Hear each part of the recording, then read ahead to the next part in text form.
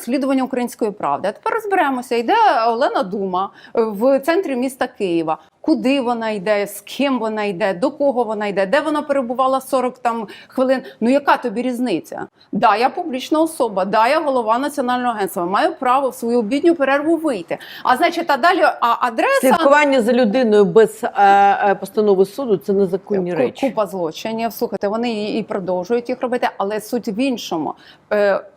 Ти ж мені не зателефонував.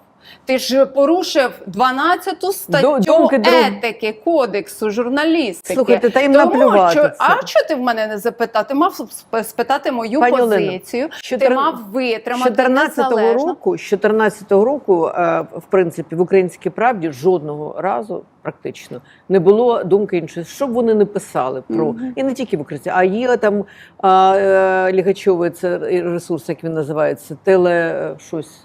Ну, я не пам'ятаю, медіа, я не пам'ятаю.